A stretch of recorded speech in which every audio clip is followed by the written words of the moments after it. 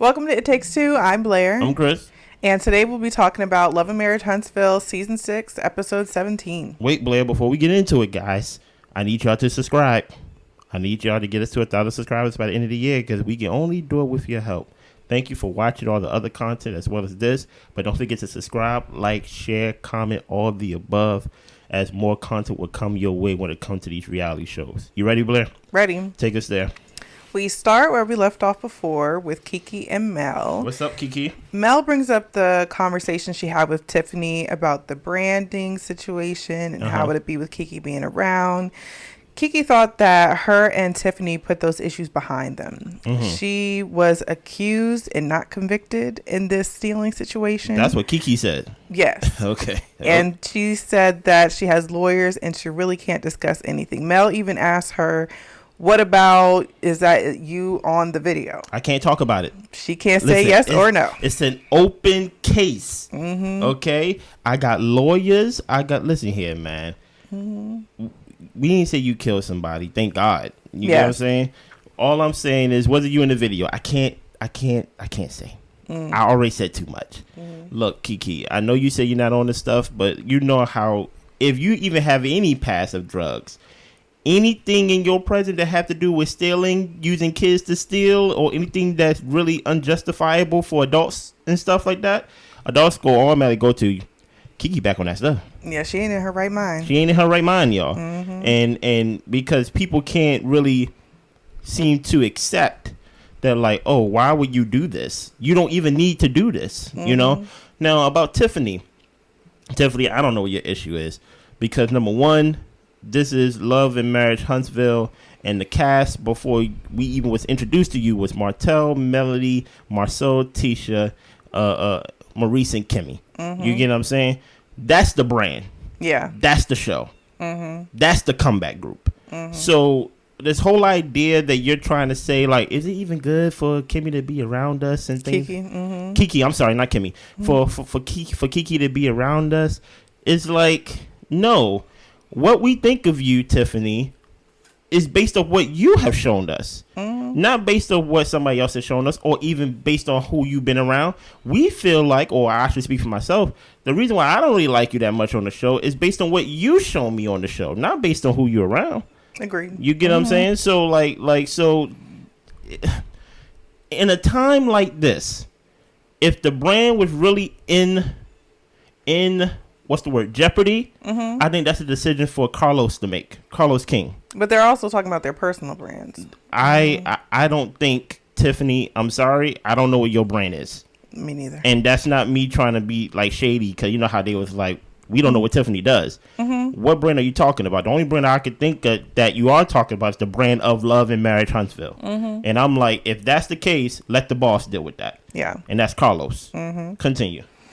Yes. Well, KeKe says that she's not worried about it. People thinking she may have relapsed. She says that she has not relapsed. Now, here's the thing about it. People that do relapse say that same line, too. So we hope for your case, KeKe, that it's true. Right. Go ahead. And Mel was the first one to call her. Nice. She would have thought her cousin Tisha would have reached out, at least be one of the earlier ones, but she didn't. And that rubbed her the wrong way. Mel tries to give KeKe some perspective on the fact that, you know, you and Tisha have been through a lot. True. You're still building up your relationship, cousinship. Facts. And she even asked when Tisha was going through the situation with Marceau about the whole cheating allegations and him having his back showed to the world, allegedly. Make sure you put allegedly on. Exactly. Did you reach out? And KeKe says she doesn't feel comfortable calling Tisha about anything, asking about anything, or helping with anything. Stop it. This is what I mean when I say choose not to be offended. Right. Tisha could have not reached out. Like, are you keeping a list and checking who? Like, okay, Mel is 1. Okay, my cousin Sean was 7. Like no, it's like she reached out. You get what I'm saying? Because last time I checked, you didn't show up to the homecoming little celebration thing in Mobile. Oh, yeah, when she got her key to the city. When she got her little key to the city, and you didn't let her know. You was no call, no show. After you was quote unquote offended for not getting an invite. Yeah. So don't give me this whole idea, this whole spill of if it was me, I would have reached out to Tisha. That's why people don't feel like they can, like, that's why they be using that's why they be using your past against you, because you sound like someone who we don't know. Like basically, you're speaking of a person that's not you. Yeah, like we haven't seen you to exactly be there, to be reliable. Yeah, all these things. It's like you. It's like you created this other Kiki that is reliable, that's there for everybody who we all haven't met. Yeah, and granted, like I said, that's family. But I like Mel in that scene of basically, because Mel is not really cool with Tisha. Because Tisha done called a dark soul or whatever it is, and Mel could use that point to pile on, but she basically was like, hey, you wasn't fair to them. Yeah, don't try to hold it against them when you wasn't fair to them, especially since you in a position to where you might need your cousin. Exactly. I really did like how Mel handled that. I'm liking how she's moving so far. Even with the situation with Tiffany. That was good. She didn't revel in her misfortunes. Mel want nothing to do with this cast, man. She's like, look, I'm here for a check and so forth. I'm not really here for y'all drama, but let's go. Yeah. So we move on to Marceau and Letitia. What's up? Marceau is there renovating their home. Oh my goodness, this is so tricky. They're doing a whole home makeover. Dude, you know what's tricky? What? When I saw him working on the house, I was like, oh, he's finally working on the dream house. No, it's the old house. Yeah. And like you was confused because you was like, hold on, is the house you renovating a rental? And I was like, no. And even when I corrected you, I was like, it still doesn't make sense. Yeah, they got a new rental house right now that they living in, while they renovating the house that they have, basically the house that Marceau's renovating. But in all of that, like, they have a house that they still need to build that is the dream house. That is like the comment of all comments. If you look on Love and Marriage Huntsville throughout all the seasons, they like, look, where is the house, y'all? Where's the house? Because they've been talking about this house for at least since season 2. Go ahead. Yeah. So we learned that Marceau is in court for a construction issue. Oh, my goodness. Yeah. Tisha moves the conversation to asking about the budget for furniture. Yeah. Marceau, he's throwing out things. He's a little bit stressed. He's like, maybe we can rent to own. Maybe we could go to China and get some furniture. Like, we're not trying to spend a bunch of money on furniture. Okay. Tisha tells him, well, it just seems like you get to spend your money on whatever you want, especially the car. Basically, like, maybe if you wouldn't blow the budget on your cars, we would have money for some furniture. And then they showed some picture of his Mercedes, which I liked it better when it was silver. Now it's like yellow. Yeah, he spent it on a wrap for the car. And he was saying, look, the wrap didn't cost more than maybe $3,000 or something like that. Yeah. And she wants to know exactly where he's spending his allowance. Ooh, now here's the thing. Blake will give us some more details, but this gonna sound, well, actually, I don't care what it sounds like. It's our show, right?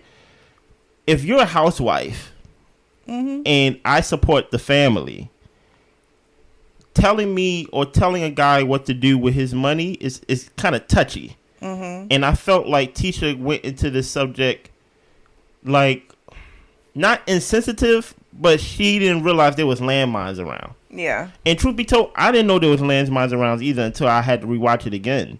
Because I'm like, if he just would have gave her a budget, she just would have left, and you could have got back to sweeping or do whatever you was doing. Just basically just give her an answer so she can leave and leave you alone. But she had a bigger thing in mind. It's always something. It was really a roundabout way. Yeah, but go ahead, continue. Yeah. So Marceau has been taking things out of his allowance for the business black as well as the renovations for the house. Facts. And Tisha feels that Marceau spends more money than her because he spends it on more big budget items. And he says, look, the car wrap costs less than your purse. How much did your purse cost? She doesn't want to reveal I'm not going to disclose that number. So because Marceau does one thing for himself, he's saying, I'm lying about what I do about the money in general. Yeah. And he says that he does a lot, and then he gets accused of being selfish. Yeah. Now here's the thing.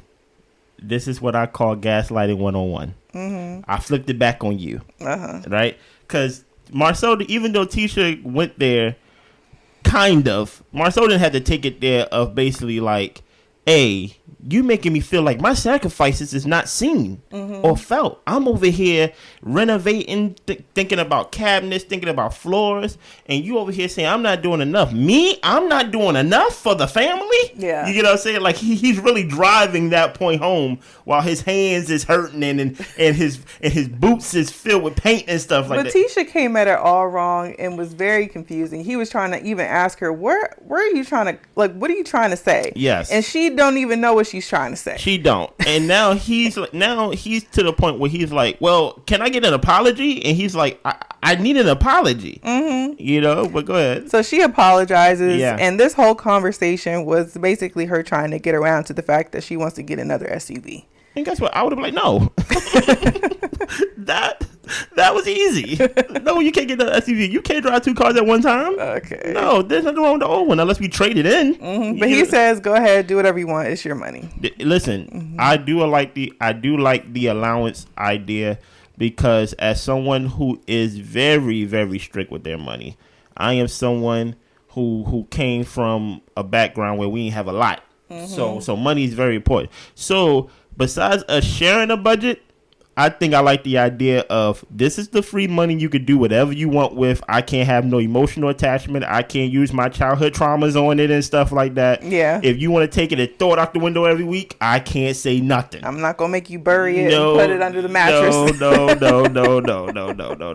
So, but yeah. I do like that concept, but you got to make a certain, you got to be on a certain tax bracket to be giving yourselves allowances and things like that, especially when you have businesses to fund as well. Right. But go ahead. Next we move on. We are with Stormi and Tiffany. Okay. What's up, Tiffany? I see you. They are at the location for Ace's reveal. Yes. I was going to say baby shower, but no. I wrote birthday. I was like, no, it's for his reveal. Reveal. Okay. Yes. And they meet Cynthia, the party planner. The place is actually really cute. I would like to go visit there one day. We go out to Alabama for Christmas. So. Don't tell people where we go. Okay. So maybe we could hit that place up for breakfast one day. But it looked really nice. So Stormi is going to help with the reveal. And when they're sitting down, Stormi asks who all is coming. That's the big question everybody be asking. Facts. So Tiffany names all the women. And says that Tisha is the only one who hasn't RSVP'd yet. True. Stormi and Tiffany talk a little bit about what happened at that ladies' brunch where Stormi and Tisha had that big kind of blow up. Stormi felt like it was a lightweight issue. She's over it. And stop it. You're not over it. It's whatever now. You went home and told Courtney. Yeah. You told Courtney. Courtney went to go check Marceau. And truth be told, you don't get to blow up on someone and then leave them with their feelings and be like, girl, you still on it? Like, no, like you showed your behind. Yeah. And apparently she don't think she did. She said she could have been worse. Please. like to me, I'm like, yeah, that's not cool. But to me, I'm thinking this scene right here, it just shows some passive aggressive on both parts. Just them being passive and stuff. Yeah, well, Stormi says that she doesn't have an issue with Tisha, but she really can't stand Marceau. Yeah. He's an a-hole. He's a B-word. He's all the things. I do not like women calling men B-words. Even if it's true. Don't let them... It's not in a woman's place, in my opinion, to call a man a B-word, because as a man myself, I know certain words that get a man triggered. That basically, like, takes him over the edge. And I'm just like, listen, men not supposed to be... hitting women not supposed to be antagonizing men. Is a dangerous game that both parties play. Don't call a man a B, because that goes back. It's so funny that like we arrive here with the two women that be putting their men in situations. You end up calling this man a B. Now guess what? You ain't gonna fight the man. Courtney got to come up there. Now you gonna get him in a situation where he gotta fight the man because the man felt like you disrespected his life. And you get on his whole identity. So I'm like, don't even put him in that situation. Don't even talk about that to other people, because Tiffany don't seem like the type of person to hold water. No, she don't take it back. Especially if it serves the drama. Not even serve her. Tiffany serves the drama. Yeah. You get what I'm saying? And then disappear and then start crying and be like I didn't know. And I'm just like, stop it, man. We've seen this for like 3-4 seasons, Tiffany. Stop it. We know you. Yeah. Go ahead, continue. Yeah, Stormi's shocked that Tiffany invited Kiki because every time they get together, they have issues. That's interesting. Mm-hmm. Yeah, Tiffany says that it should be fine as long as she's not stealing centerpieces and locks and pickpocketing people in the place of business. Okay, very funny. You know. Yeah. Mm-hmm. So after seeing Crime Stoppers, Tiffany isn't wanting to be close to Kiki, but Mel did help her see some things differently and trying to bridge the gap and extend an olive branch. That's fair. That's what. Listen, Mel is playing y'all ain't gonna have my name in drama this season. Yeah. She's like, look, let's wait till she is found guilty and things like that. Go ahead. And Stormi asked her about after having the baby, like, how are you really? Like, how are things going for you? Yeah. And Tiffany shares that she's just kind of going through the motions. Work has been pretty overwhelming, and she's also a mother to 2 teenagers. Yeah. And they always need something. And then it's the baby who needs something every second of the day. And then on top of that, she's trying to be a supportive wife to Lou as well. But he's been on the road coaching for A&M. Yeah. She actually appreciates Stormi for asking her about fair. how she feels. That's fair. And Stormi does feel like she's putting a lot on herself. That she's putting a lot. That Stormi feels like that Tiffany's putting a lot on herself. Yeah. Okay. Yeah. And she tells her it's okay to not be okay. That's fair. And to just try and take it easy. You don't have to jump into everything so quickly and put all this pressure on yourself. And Tiffany says, you know, even people asking about the baby and wanting to come by and see the baby has been stressful too. So that's why she wants to have this reveal so everybody can see the baby. Everybody gets all the updates at once and she can just kind of go back into her life and get into her routine. Listen, I'm always surprised or always interested in the parents who always have teenage kids. And then like start over. Yeah. Because I'm like, there's so many years in between you having like a little infant. You know, things are a lot different. You're not as strong as you used to be back in the day because it's just like you're older. The older you get, you're not as young in zeal. So I'm sure she's tired, and she probably don't remember. I don't remember being as tired when I gave birth twice. I gave birth twice already, and I don't remember being this tired and this. Alone and things like that. Yeah, no, it's the same burden, but it's just we're weaker. Where you have more responsibilities the older you are. You have Lou, who's not there, even though he's not there physically. He's still doing his part as a partner in the relationship. Yeah, provided for the household. He's taking care of the house by I gotta work. You get what I'm saying? So there's I think there's a reality that Tiffany is just going through. You know what I mean? I think they call it postpartum or just sometimes you just like, it's just a lot. Yeah. And sometimes you take off running and like you thinking that you're running at one pace, but really life speeds you up. Baby speeds you up because the baby needs you at all time. Like you said, teenagers need something. I'm sure they want a car, you know? So it's like each stage in life is a new stage. Yeah. You get what I'm saying? Like you never had teenage boys before until you had teenage boys. So everything is just new to you right now. Yeah. So yeah, that is nice that Stormi did let her know like, hey, look, like it's okay. Yeah. You know?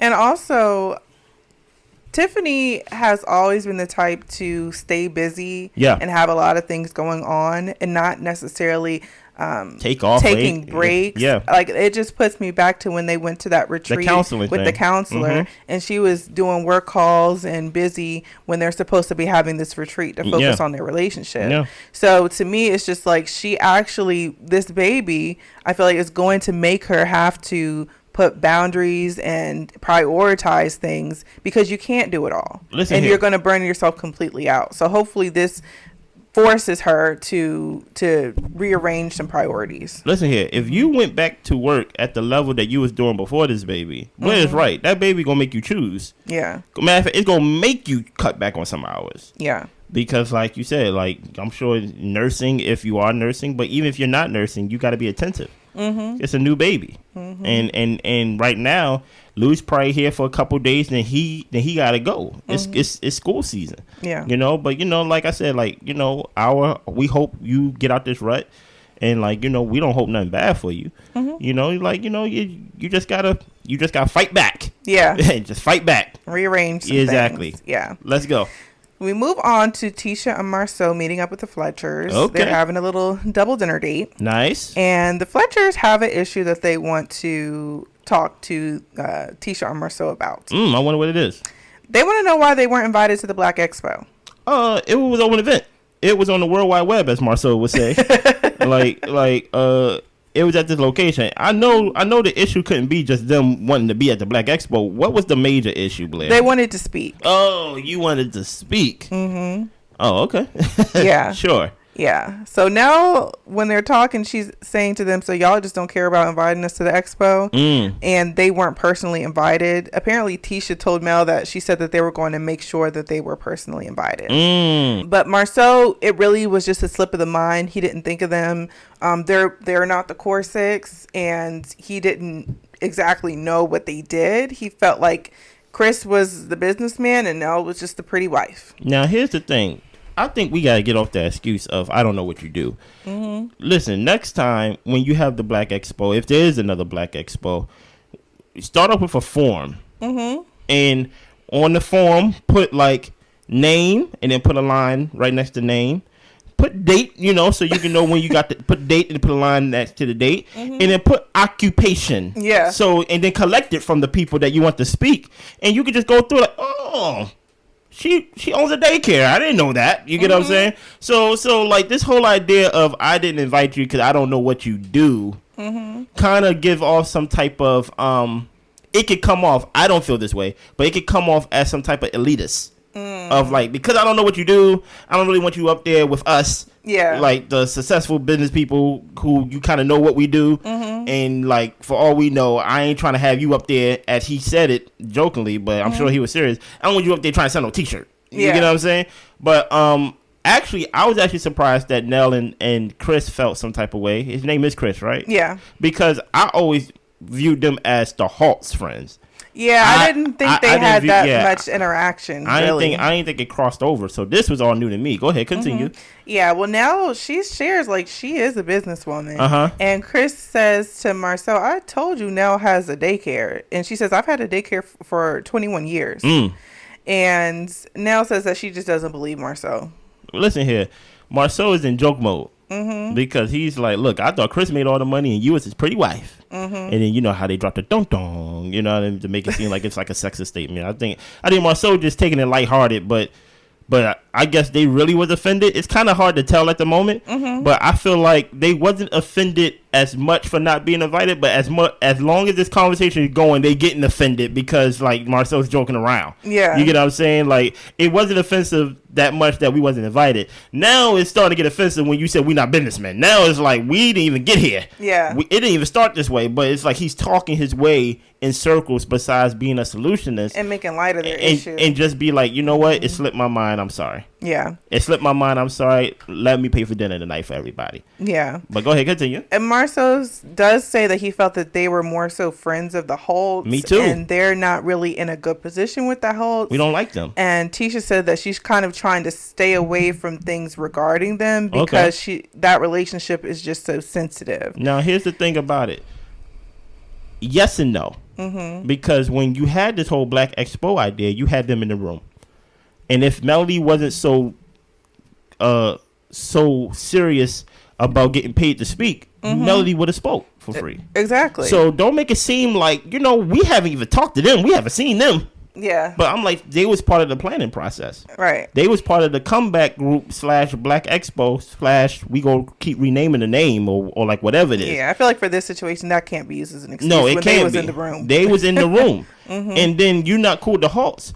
Martell was the one leading at least holding the mic for people to do the questions. So he was part of the group. Yeah. Or part of the ones that was asked to speak, but he just didn't. You get what I'm saying? So that was a weird excuses. Like, I don't like adults that give excuses because at the end of the day, you're an adult and no one can check you. You get what I'm saying? And stand by your decisions. Stand by it. Just be like, okay, you speak at the next one. We only like we ain't trying to be like a church service. We ain't trying to have 2 hours just speaking. You get what I'm saying? But it just seems like they making excuses. And what happens is if you talk too much, you go lie about something. Yeah. But go ahead. Yeah. Now says that look, this isn't high school. Like you don't have to operate a certain way with us because you operate a certain way with the Holts. True. Like, even if you met us through them, we're still individuals that you can have a relationship with. Yeah. And I totally agree with Nell for that. I do feel like it was kind of childish, especially with the fact that they had the Holts included in this thing. So, Nell is asking about the comeback group, if everyone's buying into it. Marceau says, no, not everyone's buying into it. And Nell said, well, she heard, certain people didn't want to speak because they didn't want to pay anyone. And that right there should have let Marceau know, oh, y'all are cool with the Holts. Yeah. Because how would you know that unless, somebody in the room had to let you know. Exactly. And it wasn't us. So at that moment, he should have read the room and been like, you know what? I'm sorry I didn't invite y'all. It ended. Yeah. But he kept talking. Yeah. And let us know what he said. Well, he said, people should be lucky he didn't charge people to speak. Hey, you see what I mean? She tries to make sense of it. How are you going to charge people to speak when you're taking up their time and their talent? No, you're falling for it. Marceau is he's chatting right now, okay? He's basically about to be an a-hole right now. You get what I'm saying? Because that's his default way to be. Yeah. To be sarcastic, and some of that sarcasm can come off as a-holy a little bit. So he's basically about to say, like, he's basically about to get his bag and get into his little shade bag a little bit. Which I'm like, you didn't even have to go down this route. Like, this didn't even have to be a conversation. But let me say what he said. Go ahead. So Marceau says if people want to get paid, they need to show what they've done to get paid to speak. He says that he's not going to pay someone for their t-shirt business. And if anyone should have got paid, he said it would have been his brother, Maurice. And talks about how all of them have these successful businesses and, where are the Holts now? And the Fletchers are saying, well, the Holts, that was a real successful business. Tisha asks, oh, well, we'll leave it at that. Yeah. Comment on that? Don't get a Tisha yet, because I'm going to get into Tisha soon. Yeah. Listen. This is not a conversation about the other business. And guess what? Marceau had a perfect comeback. He said, yeah, the Holts was a real business. And he said, where are they now? It's not real right now. It's not up. But at the end of the day, they was your partners at one point. Yeah. So it's kind of like the company that's still up right now. Yeah. So it's one of those things to where you just should have just left it alone, because they already came to you with some information that was privy to them by somebody on the inside. So you already know whatever you said, or you should have known, that it's going to be taken back. And then throughout this whole process, Tisha takes it way left. And what did Tisha do? She asked if they dealt with cheating in their marriage. Why, Tisha? And the Fletchers say, yeah, of course. I mean, this is no secret. We know this. And Marceau calls a timeout regarding the cheating conversation. It's just like, you know what? Let's pretend that never happened. Let's just enjoy our dinner. And it was so out the blue that he couldn't tap his wife under the table. He couldn't send a text to his wife under the table. He had to kick her. He had to literally be like, wait. He had to literally have a talk with her in front of them. Like, what are you doing? Yeah. Like, stop that. Like, stop it. And people may view that as, people may view it, if they want to be messy, as Marceau trying to hide the fact that he's cheating. I know y'all been trying to catch him for 6 seasons. It's not going to happen. But it's the idea that I think Tisha was being shady. That's what I think Tisha was doing. I think she knows that they had infidelity in their relationship, and that's why she said, "How do you deal with infidelity? Like basically, have y'all ever experienced infidelity in your relationship?" I'm just like, Tisha, this is even though it's just us four here, this is not the situation and the time and place to talk about this. Yeah, you get what I'm saying? Like, and then eventually she did apologize, but still, it's like, it's like, where did that come from? Exactly. Like, read the room. Read the room. Continue. Next, it is the day of the baby reveal. Okay. Tiffany walks into the place and they are still setting up. Okay. Now that gotta be upsetting, because if I pay for party planners and I gotta come and help, that's coming out of somebody's check. Right. And guess what? And I saw the party planner. I was like, oh my Lord, she black too. I was like, oh man, it gotta be us. Yeah. But go ahead. Yeah. So Tiffany puts on some pink gloves to get to work with helping. Stormi ends up coming up and helps too. And she was saying, her goal for today was to not have Tiffany have to stress about anything just to really enjoy herself since, you know, Stormi is part of planning this. And they do eventually end up stopping. I think the lady said, like, it rained, so they had to kind of prioritize what they were doing at the time. To me, I felt like they should have just started earlier. I don't know what was going on. It don't matter if y'all wet. You get what I'm saying? Like, you know? Yeah. Kimmie arrives, and she also comments that the place isn't really ready for them. Because she's like, I'm not late. I'm actually on time, and it's not ready. But, you know. Yeah. It's a baby reveal. Yeah. So Mel arrives. What's up, Mel? She speaks. She says hello to everyone. Stormi is rummaging in her purse and doesn't speak to Mel when Mel says hello. That's actually interesting because I totally forgot that they was kind of having some type of situation. But I remember in the first episode of this season, I think it was, Stormi was like you just stopped responding to my text messages, like you just cut me off. And she basically hit Stormi with she changed her number, remember? Yeah, I guess. But, and then she hit Stormi with the, look, if you want to get in contact with me, just message me on Facebook, basically. Like, hit my DMs if you want to get in touch with me. And so, like, what the hell I look like? Exactly. Like, I actually thought we were friends. Like I know you. Go ahead. Yeah, so I think Stormi's feeling like Mel is fake or whatever the case may be. And that may be true. And that probably is true for how she handled her. So Kimmie is saying that, you know, Tisha hasn't RSVP'd, so she doesn't, you know, the last time she talked to her, so she doesn't know if she's coming. Now listen here, Kimmie, you're my sister-in-law. Stop sharing too much information. Nobody don't need to know that. Yeah. Like, listen, I'm sure she got an app. I'm sure Tiffany got an app and knows who RSVP. You don't need to know what conversation. And that's what I'm talking about. Like, this conversation was had in my house. And you taking a conversation that was had in my house and just sharing it. Like, you know, Tiffany said she didn't know not Tiffany. Tisha said that she didn't know if she was going to come. I'm like, why are you, like, sharing that? Yeah. Like you're a Scot. Stop that. Yeah. Now, granted, I'm not taking it to the extreme that Tisha was taking to a couple seasons ago, basically saying, like, Kimmie, you never on my side.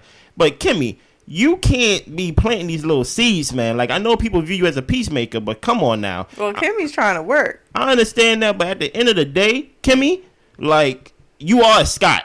And I'm not saying you got to hide a body for me, but you can't take private conversations I had in my house with you and just share it amongst the women that I had problems with. That's wild to me. Yeah. But go ahead. Yeah, Tiffany doesn't know why Tisha wouldn't come to the event with baby Ace. And then Kimmie does kind of hash out, well, you know, the whole situation with the expo and that. Stormi said that the expo was basically an ish show, and especially the $100. She's still talking about that. Listen here, if it was just $100, let it go. Let it go. Let the $100 go, please. Yeah, I feel like you've addressed it. Your husband's addressed it. He paid it. You don't have to keep talking. Exactly. Let it go. And Kimmie shares that Maurice and her ended up paying too. And now Stormi face is kind of like, oh, okay. I guess not only me. Yeah. And then Nell arrives. So we first get to a one-on-one conversation with Kimmie and Stormi. Stormi says that she's fine and she doesn't have any issues as of today as it concerns Tisha. And Kimmie was like, well, you know, you was kind of up there. Yeah. You know what I mean? Like, you was up there, and I don't know if I believe you, but listen, it's the baby reveal. Let's not do anything today. And I guess what? I agree. Yeah. I agree. Go ahead. Next, Mel and Nell talk. Nell shares the conversation she had with the dinner with the Scotts about the expo. Now, that's what I'm saying, man. Listen here, I don't see Nell and Chris in any negative light. But don't lie to me. Don't tell me it's rain when I clearly see someone peeing outside. You get what I'm saying? Do not. Basically, I mean, I know y'all close with the Holts. Don't even, like, play me and saying, like, hold on, you know us too. No, the first thing Nell did, hey, everybody, hey, Mel, let's talk. And the first thing she did, she just started spewing the information that she had privately and things like that. And that's the problem. Now she about to tell on you, Marceau. Nell's about to tell on you, Marceau. And basically, we about to get into it. Yeah. So Tisha doesn't know if she wants to let Nell in because of their relationship with the Holts. So Mel is saying that, look, you know, mine and yours friendship had no bearing on when you and Chris were hanging out at Black, patronizing their business. They ain't had no issue with it then. So Mel thinks it's all BS. And Nell shares the jabs that Marceau said about her, and then Mel shares that Marceau is in a lawsuit about fraud for like $5.5 million. Right, and that she's not the only one selling T-shirts. That Black, they be selling T-shirts too. Listen here, stop it. First of all, both of y'all stop it. Black sells T-shirts, but they are a bar lounge. Okay, they are not a T-shirt business. Okay, now Tisha selling mugs. I don't know what she's doing, right? But my whole thing is this: the whole get back of being petty. Listen, we gonna have to address that $5.5 million thing for fraud one day. Hopefully it's not true. If it is true, boy, oh boy, Marceau. You get what I'm saying? That's probably why that new house ain't being built, because you may not be able to afford it. We don't know which way this gonna go. Exactly. So my whole thing is this: Marceau should have known that they were friends with the Holts. That's my whole point. He did know. But that's what I'm saying. If he would have known and if he would have cared, maybe the word is he should have cared, that he wouldn't have said any of this information, because they know they go take it back. Because for them to even know that people wanted to be paid to speak, it had to come from Melody or Martell. So it's an interesting thing. How do you feel about the overall episode, this scene, and so forth? I felt like the episode was good. I felt like Mel and Nell, clearly they're closer to the Holts than they are to the Scotts. I do, after seeing this, agree with Tisha with the fact is I don't know how close I want to get with you. Not just because of the relationship with the Holts, but because y'all are so close, you gonna run and tell whatever I got to say. Which has been proven. Exactly. So I agree with Tisha in that. I do feel like, which we did speak about, that you can hold some things to the chest. As far as Tisha saying that, she didn't necessarily need to say that. She she could have just said, you know what, we'll have our own relationship and we'll just do that. But Tisha, know in the back of your head, this ain't going to be no bestie type situation, because clearly her and Mel are close. So, be cool, hang out, invite them to stuff, all that type of stuff. But know that, but I still can't divulge all of my innermost thoughts because I know it's going to get told. And plus, I know y'all closer because didn't y'all just get subpoenaed to testify on their behalf? Right. On Martell's behalf? So it's like there's obviously a level of closeness that you have with them that's not with us. Maybe it's just more professional with us. And you don't have to be best friends with everybody, So no, this episode was cool. This episode was definitely I feel like it was a setup episode for the next episode. You know what I'm saying? Next episode we see some things that's going to pop off, and hopefully we get more intel on that. Anything else? That's all. Y'all be good. Bye.